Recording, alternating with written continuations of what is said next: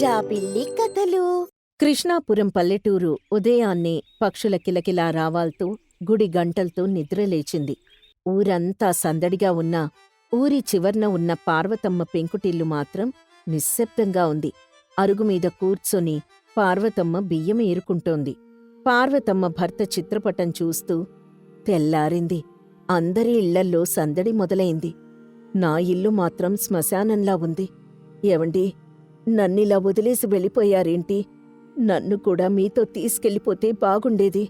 ఈ ఒంటరి బతుకు, ఈ కీళ్ల నొప్పులు నా వల్ల కావడం లేదు. పాలవాడు సైకిల్ గంట కొడతాడు.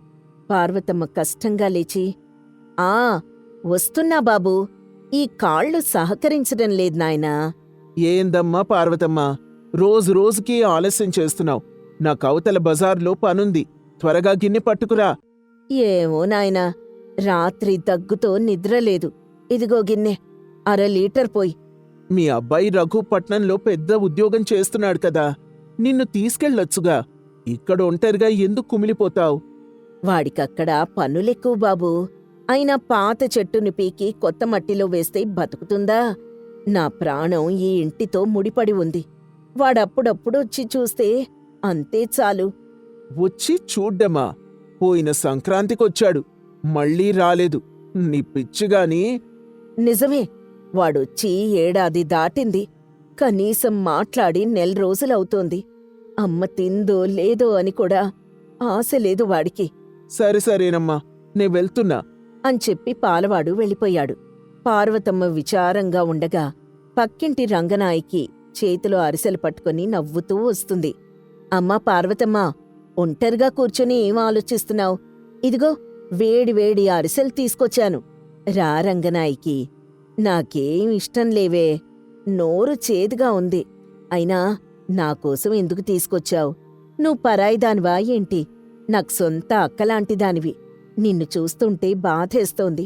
నీకు సేవ చేయాల్సిన కొడుకు కోడలు పట్నంలో దర్జాగా బతుకుతున్నారు. నువ్వేమో ఇక్కడ ఇబ్బంది పడుతున్నావు. వాళ్ల బతుకులు వాళ్లవి రంగనాయకి. నా రాతిలా ఉంది, ఏం చేస్తాం? నువ్వాళ్లని వెనకేసుకొస్తావు. కాని నేనొకటి చెప్తాను విను. ఈ ఇల్లు చాలా పాతదైపోయింది. మరమ్మతులు చేయించే శక్తా నీకు లేదు. రఘుగాడు చేయిస్తాడన్న నమ్మకమూ లేదు. అందుకే ఈ ఇంటిని మాకమ్మేసేయ్.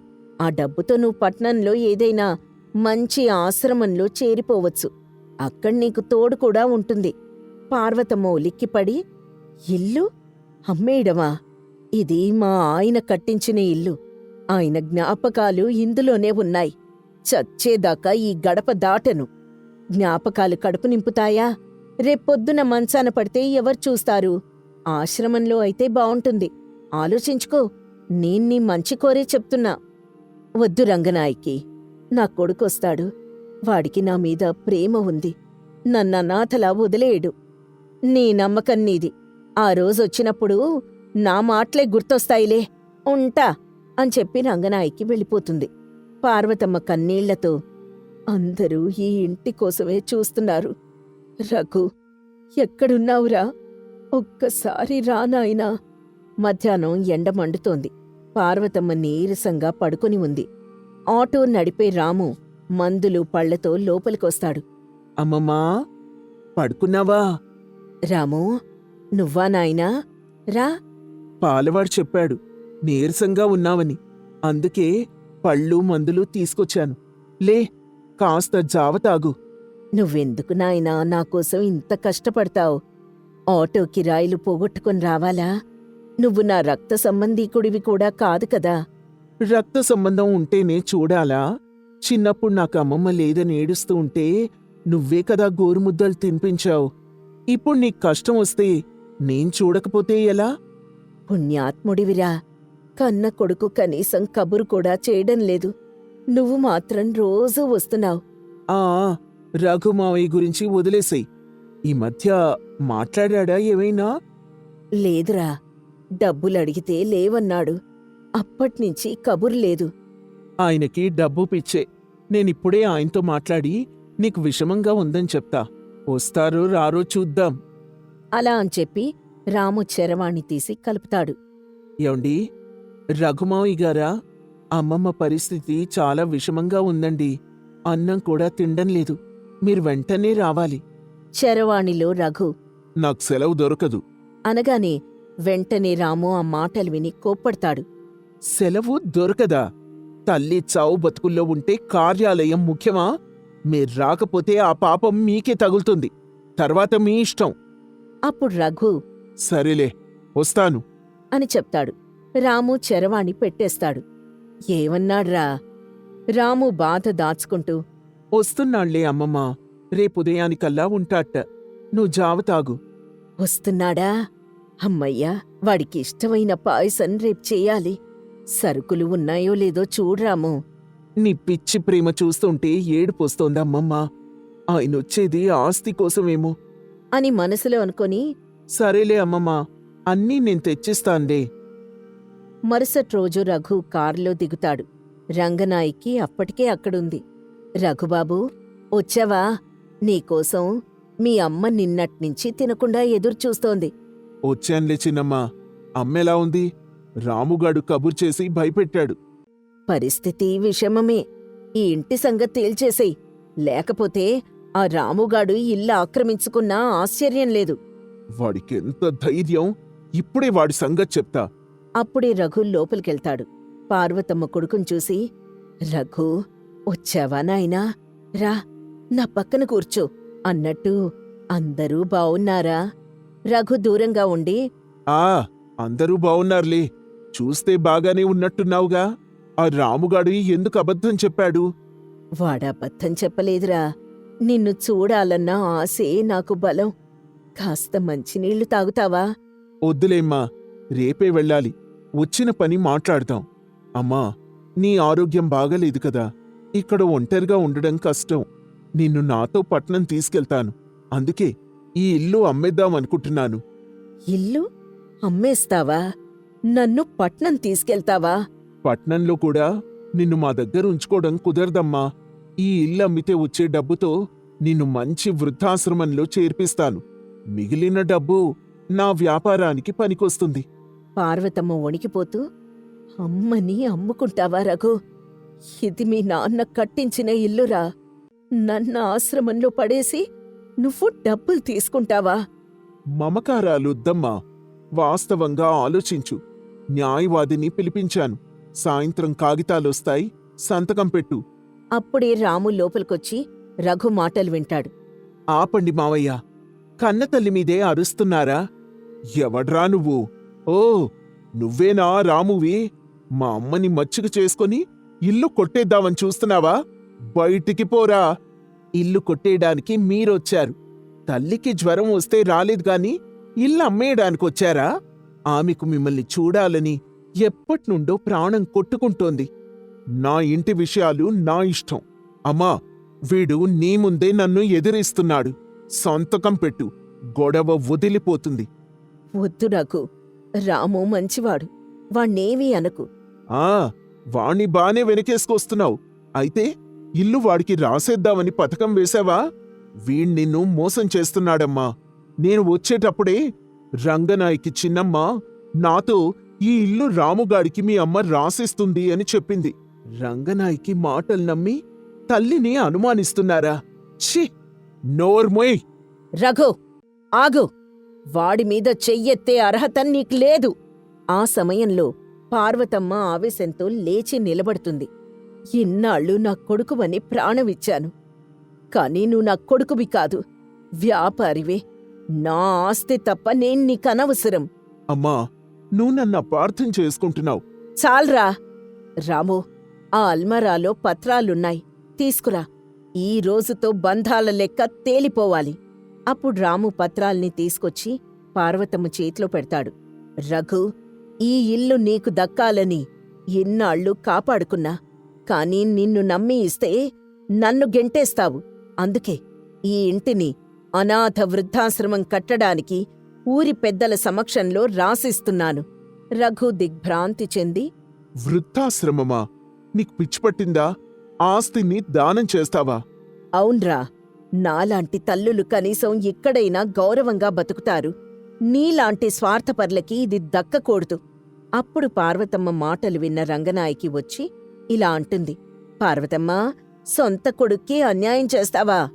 రంగనాయకి, నువ్వు నోరు మూసుకో. అప్పుడు పార్వతమ్మ దగ్గరికి గ్రామ పెద్ద వస్తారు. పెద్దయ్యగారు, ఈ ఇల్లు ఇక ఈ ఊరి సొత్తు, ఇప్పుడే రాసిచ్చేస్తాను. రఘు కాళ్ల వేళ్లాపడి, అమ్మా అమ్మా, వద్దమ్మా, తప్పు చేశాను. ఆస్తి పోతే నేను తట్టుకోలేనమ్మా. చూశారా మావయ్య, ఆస్తి పోతుందని బాధే తప్ప తల్లి ప్రేమ పోతుందన్న బాధ మీకస్సలు లేదు. లే రఘు, నా కొడుగ్గా రాలేదు నువ్వు, రాబంధువులా వచ్చావు. నాకు సేవ చేసిన ఈ రాము పరాయివాడైనా వాడిలోనే నా కొడుకు కనిపించాడు. ఆస్తి ఆశ్రమానికి రాస్తున్నా, బాధ్యత రాము చూసుకుంటాడు. నువ్వెళ్ళు. రేపు నేను చచ్చినా తలకొరివి పెట్టడానికి నువ్వు మాత్రం రావద్దు. రఘు కోపంగా, సరే, నీ ఇష్టం. ఈ ఆస్తి కాకపోతే ఇంకోటి అని చెప్పి వెళ్ళిపోతాడు. పార్వతమ్మ కన్నీళ్లతో, రాము, నాకు తలకొరివి పెట్టే అర్హత ఈ రోజు నీకిస్తున్నాన్రా. నువ్వే నా పెద్ద కొడుకువి. అమ్మమ్మ, నువ్వు బాధపడకు, నీకు నేనున్నాను. అప్పుడక్కడున్న గ్రామ పెద్ద ఇలా అంటారు. శభాష్ పార్వతమ్మ, సరైన గుణపాఠం చెప్పావు. నీ ఆశ్రమానికి ఊరు మొత్తం అండగా ఉంటుంది. కొన్నాళ్లకి పార్వతమ్మ ఇల్లు అమ్మ ఒడి ఆశ్రమంగా మారింది. రాము బాధ్యతలు చూసుకుంటున్నాడు. పార్వతమ్మ నవ్వుతూ, రాము, అందరూ భోంచేశారా? నువ్వు కూడా రా. వస్తున్నా అమ్మమ్మా. ఇప్పుడు నాకే చింతా లేదురా. రక్త సంబంధం వదిలేసినా మానవ సంబంధం నన్ను బ్రతికించింది. ప్రేమకి రక్తం అక్కర్లేదు, మంచి మనసుంటే చాలు. ఈ కథ వల్ల మనకు తెలిసే నీతి ఏంటంటే, కన్న తల్లిని ప్రేమించలేనివాడు ఎంత సంపాదించినా పేదవాడే. ఆపదలో ఆదుకునేవాడే నిజమైన బంధువు. ఆస్తిపాస్తుల కంటే ఆత్మీయతే గొప్పది. అనగనగా ధర్మవరం అనే ఒక గ్రామం ఉండేది. ఆ గ్రామం చుట్టూ ఎత్తైన కొండలు ఉండేవి. ఆ ఊర్లో రామయ్య అనే ఒక పేద రైతు ఉండేవాడు. రామయ్యకు వీరయ్య అనే మిత్రుడున్నాడు. వారికి ఆస్తి పాస్తుల్లేకపోయినా ఊరి బాగు కోరే మంచి మనసుంది. అదే ఊర్లో భుజంగం అనే జమీందారు ఉండేవాడు. కాని ఊరి సమస్యల పట్ల ఆయనకు పెద్దగా పట్టింపు ఉండేది కాదు. ఆ ఏడాది ధర్మవరం గ్రామానికి తీవ్రమైన కరువొచ్చింది. ఒకరోజు సాయంత్రం రామయ్య వీరయ్యను చూసి, వీరయ్య, చూస్తున్నావా, మనూరి పరిస్థితి రోజురోజుకి దిగజారిపోతోంది. తాగడానికి నీళ్లు లేక జనం అల్లాడిపోతున్నారు. పంటలెండిపోతున్నాయి. ప్రజలు ఆకలితో అలమటిస్తున్నారు. నిజమే రామయ్య, కాని మనం ఏం చేయగలం? వానదేవుడు కరుణించలేదు. మన రాత ఇంతేనేమో. చాలామంది ఊరు వదిలి పట్నం వెళ్ళిపోదామని అనుకుంటున్నారు. నేను కూడా అదే ఆలోచిస్తున్నాను. ఊరు వదిలి వెళ్లడం సమస్యకు పరిష్కారం కాదు వీరయ్య. మన తాత ముత్తాతలు ఇక్కడే పుట్టారు, ఇక్కడే బతికారు. ఈ ఊరు మన ఆత్మ. ఇక్కడ మన తాత ముత్తాతల జ్ఞాపకాలున్నాయి. ఈ కరువు శాశ్వతం కాదు. దీనికేదో ఒక శాశ్వత పరిష్కారం మనం వెతకాలి. పరిష్కారం వెతకడానికి మన దగ్గర ఏముంది రామయ్య?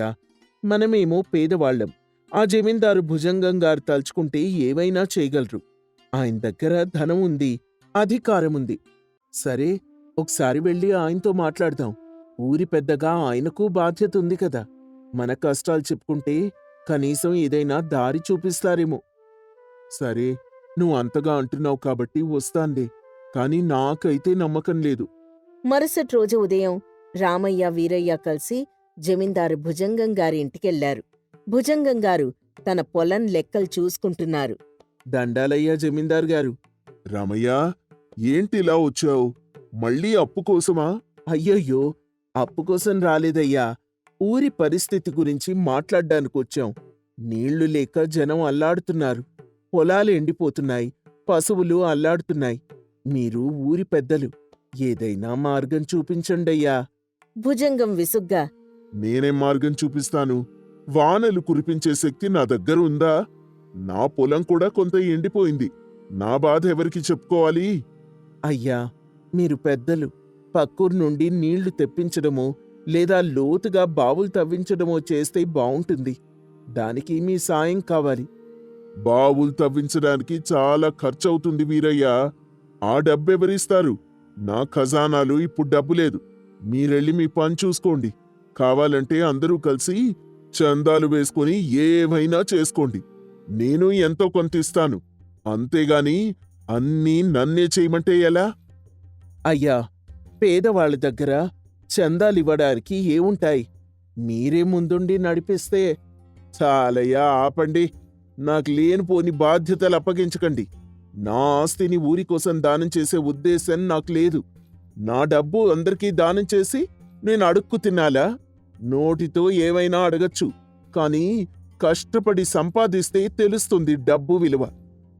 భుజంగం గారి నిర్లక్ష్యపు సమాధానంతో రామయ్య, వీరయ్య నిరాశగా వెనుతిరిగారు. దారిలో వస్తుండగా రామయ్య మౌనంగా ఆలోచిస్తున్నాడు. చూసావా రామయ్య, నేను ముందే చెప్పాను కదా, ఆయనకు మన బాధలు పట్టవు. ఆయన బావులు లోతుగా ఉన్నాయి. ఆయనకు నీళ్లున్నాయి. మనమే దిక్కులేని వాళ్ళం. వీరయ్య, దిక్కులేదని ఏడవడం వల్ల సమస్య పరిష్కారం కాదు. ఎవరికోసమో ఎదుర్చూడటం వృధా. మన చేతులతోనే మన తలరాత మార్చుకోవాలి. నాకొక ఆలోచనొచ్చింది. ఏంటా ఆలోచన? చూడు వీరయ్య, మన ఊరు చుట్టూ ఎత్తైన కొండలున్నాయి. వర్షం పడినప్పుడు ఆ కొండల మీద నుండి వచ్చే నీరంతా వాగుల్లో పడి ఊరి బయటకు పోతోంది. ఆ నీటిని మనం ఒడిసి పట్టుకోగలిగితే మన ఊరికి ఏడాదంతా నీళ్లుంటాయి. అంటే నువ్వనేది ఏంటి రామయ్య? ఆ రెండు కొండల మధ్యన ఊరి దిగువన ఒక ఆనకట్ట లాంటిది కడితే, లేదా ఒక పెద్ద చెరువు తవ్వితే వర్షం నీరు అక్కడ నిలుస్తుంది. ఆ నీరు భూమిలోకి ఇంకితే మన ఊరి బావుల్లో నీళ్లు పైకొస్తాయి. అప్పుడు మనకి కరువనేది ఉండదు. వీరయ్య ఆశ్చర్యంగా, రామయ్య, నీకసలు మత్తుందా? కొండల మధ్య ఆనకట్ట కట్టడం, చెరువు తవ్వడం అంటే మాటలా? దానికి ఎంత డబ్బు కావాలి? ఎంతమంది మనుషులు కావాలి? జమీందారు గారే చేతులెత్తేశారు. మన వల్ల అవుతుందా? డబ్బుతో అయ్యే పని కాదిది. చిత్తశుద్ధితో అయ్యే పని వీరయ్యా. మన దగ్గర డబ్బు లేకపోవచ్చు, కానీ బలముంది. ఊర్లో వందలాది మంది యువకులు ఉన్నారు. పని లేక ఖాళీగా ఉన్నారు. అందరం కలిసి శ్రమదానం చేస్తే ఆ కొండల నడుమ మట్టి కట్ట వేయడం అసాధ్యమేం కాదు. మన కష్టమే మన పెట్టుబడి. కానీ జనం వస్తారంటావా? ఉచితంగా పనిచేయడానికి అసలెవరు ముందుకొస్తారు? ఇది మన భవిష్యత్తు కోసం వీరయ్యా. నేనందరితో మాట్లాడతాను. నమ్మకం ఉంచు. రామయ్య, వీరయ్య ఆ రాత్రి ఊరి యువకులను, రైతులను సమావేశపరిచారు. రామయ్య తన ఆలోచనను అందరికీ వివరించాడు. సోదరులారా, ఇప్పుడు మన ఊరికి కరువు వచ్చింది. మన బావులు నీళ్లు లేక ఎండిపోయాయి. తర్వాత తరాలకి నీరు ఉండాలంటే మనమే ఆ కొండల నడుమ కట్టకట్టాలి. అప్పుడు మన బావులు నిండుతాయి, మన పొలాలు పండుతాయి. రోజుకి 4 గంటలు, కేవలం 4 గంటలు మీ శ్రమను ఊరికోసం ఇవ్వండి. రామయ్య మాటల్లోని నిజాయితీ, అతని కళ్లల్లోని ఆవేదన యువకుల్ని కదిలించింది. ఒకరిద్దరు ముందుకొచ్చారు. తర్వాత 10 మంది, ఆ తర్వాత 100 మంది మేమున్నామంటూ కదిలారు. మరుసటి రోజు నుండే పని మొదలైంది. రామయ్య, వీరయ్య ముందుండి నడిపించారు. కొండల నడుమ ఉన్న ప్రాంతాన్ని చదును చేయడం, మట్టి తవ్వి కట్టవేయడం, రాళ్లు మోయడం అంతా కష్టమైన పనే. కాని చిత్తశుద్ధి అనే ఆయుధం వారి అలసటను మర్చిపోయేలా చేసింది. జమీందారు భుజంగం గారి విషయం తెలుసుకుని, చూసారా రామయ్య పిచ్చితనం? కొండల మధ్య మట్టి కట్ట కడతాట. వానలొస్తే అది నిలుస్తుందా? మట్టి కట్ట నీటి నాపుతుందా? వాళ్ళ కష్టమంతా బూడిదలో పోసిన పన్నీరే. వాళ్ళని చూస్తుంటే నవ్వొస్తోంది. ఆ మాటలు రామయ్య చెవిన కూడా పడ్డా అతను పట్టించుకోలేదు. పనిమీదే ధ్యాస పెట్టాడు. ఆనకట్ట పని జరుగుతుండగా ఒక యువకుడు రామయ్యతో ఇలా అన్నాడు. రామయ్యన్నా, మనం 4 రోజులుగా కష్టపడుతున్నాం. కట్ట ఏమో నెమ్మదిగా లేస్తోంది. మనం చేయాల్సిన పని ఇంకా చాలా ఉంది. ఇంత కష్టపడ్డా ఆ తర్వాత అసలు వానలొస్తాయో రావో తెలీదు. ఈ శ్రమంతా వృధానేమో అనిపిస్తోంది. తమ్ముడు, ఫలితం గురించి ఆలోచించి పని ఆపేవాడు ఎప్పుడూ గెలవలేడు. వాన రావడం ప్రకృతి ధర్మం. నీటిని నిలువ చేసుకోవడం మన ధర్మం. మనం చిత్తశుద్ధితో పనిచేస్తున్నాం. ఓపిక పట్టండి. మన కష్టానికి తగ్గ ప్రతిఫలం ఖచ్చితంగా ఉంటుంది. మనం ఖచ్చితంగా మన ఊర్ని కరువు లేకుండా చేస్తాం. అవును తమ్ముళ్ళు, రామయ్య చెప్పింది నిజం. మనం చేసేది మన కోసం మాత్రమే కాదు, రాబోయే తరాల కోసం. అలసిపోవద్దు. మన లక్ష్యం చేరే వరకు మనం విశ్రమించొద్దు. ఆ పని ఒక యజ్ఞంలా సాగింది. 3 నెలల కఠోర శ్రమ తర్వాత 2 కొండల మధ్య ఒక బలమైన మట్టికట్ట తయారైంది. నీరు నిలవడానికి ఒక పెద్ద జలాశయం సిద్ధమైంది. అంతా సిద్ధమైంది కాని వాన జాడలేదు. ఆకాశం నిర్మలంగా ఉంది. ఇంత కష్టపడ్డాం, వాన రాకపోతే ఏం లాభం అని అనుకున్నారు. ఊరి జనమంతా ఇప్పుడు వర్షం కోసం తప్పిస్తున్నారు. వారి చిత్తశుద్ధిని, కష్టాన్ని ఆ దేవుడు కరుణించాడేమో. ఒకరోజు రాత్రి అకస్మాత్తుగా చల్లని గాలి వీచింది. నల్లని మబ్బులు కొండల మీద కమ్ముకున్నాయి. ఉరుములు, మెరుపులతో కూడిన భారీ వర్షం మొదలైంది. ఊరి జనం ఆనందంతో గంతులేశారు. ఆ నీరంతా వారు నిర్మించిన జలాశయంలోకి చేరుతోంది. మట్టికట్ట బలంగా నిలబడింది. నీరు నిలుస్తోంది.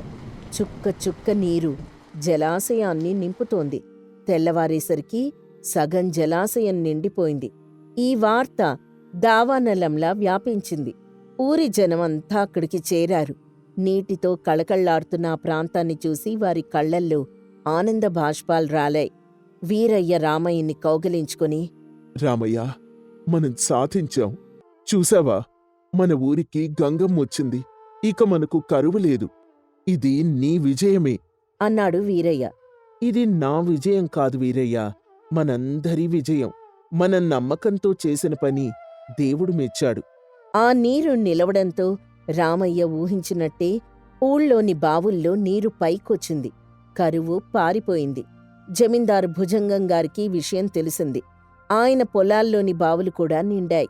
ఆయనకు సిగ్గువేసింది. తను చెయ్యలేని పనిని ఒక సామాన్య పేదవాడు తన చిత్తశుద్ధితో, సామూహిక శక్తితో సాధించి చూపించాడు. ఆయన స్వయంగా ఆనకట్ట దగ్గరకొచ్చారు. భుజంగంగారు రామయ్య దగ్గరకొచ్చి, రామయ్య, నన్ను క్షమించు. నేను నీతో దురుసుగా ప్రవర్తించాను. నాకు సహాయం చేసే శక్తి ఉండి కూడా నేను సహాయం చేయలేదు. ఈ ఊరి జమీందారుగా నేనేమీ చేయలేకపోయినందుకు నాకు చాలా బాధగా ఉంది. అందరూ ఆశ్చర్యపోయారు. భుజంగంగారు కొనసాగిస్తూ, నేను నా ధనంతో, అధికారంతో ఏం చేయలేకపోయాను. కాని నువ్వు నీ సంకల్ప బలంతో, చిత్తశుద్ధితో అసాధ్యాన్ని సుసాధ్యం చేశావు. నిన్ను చూసి నేను నవ్వాను. కాని ఈరోజు మన ఊరి బావులు నిండేలా చేశావు. మన ఊరి కరువు పోగొట్టావు. ప్రతి రైతు కళ్లల్లో సంతోషాన్ని నింపావు. ఈ ఊరికి నిజమైన నాయకుడివి నువ్వే రామయ్యా. అయ్యయ్యో, అలా అనకండయ్యా. ఇది అందరి విజయం. మన ఊరంతా ఈ మహాకార్యానికి ముందడుగు వేసింది. ఈ విజయం మన ఊరి ఐకమత్యానికి నిదర్శనం. మీరు కూడా మాతో కలిస్తే ఈ ఊరిని ఇంకా బాగు చేసుకోవచ్చు. ఈ నీరు మనందరికీ చెందుతుందయ్యా. తప్పకుండా రామయ్య. ఇకపై నేను కూడా మీతోనే ఉంటాను. ఈ ఆనకట్టను ఇంకా పటిష్టంగా మార్చడానికి, ఆనకట్ట నుండి పొలాలకు కాలువలు తవ్వించడానికి ఎంత ఖర్చైనా సరే అది నేను భరిస్తాను. ఇది నా బాధ్యత. భుజంగంగారు తన మాట నిలబెట్టుకున్నారు. మట్టి కట్టను రాతి కట్టడంగా మార్చడానికి నిధులిచ్చారు.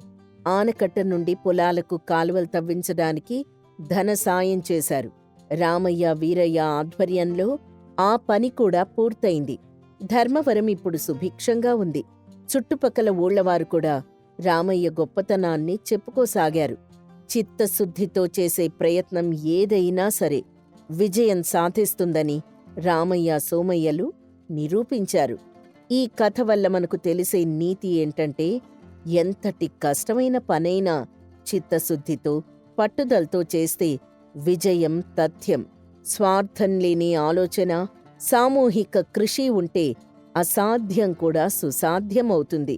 సమస్య వచ్చినప్పుడు భయపడి పారిపోవడం కాదు, పరిష్కారం దిశగా అడుగువేయడమే విజ్ఞత.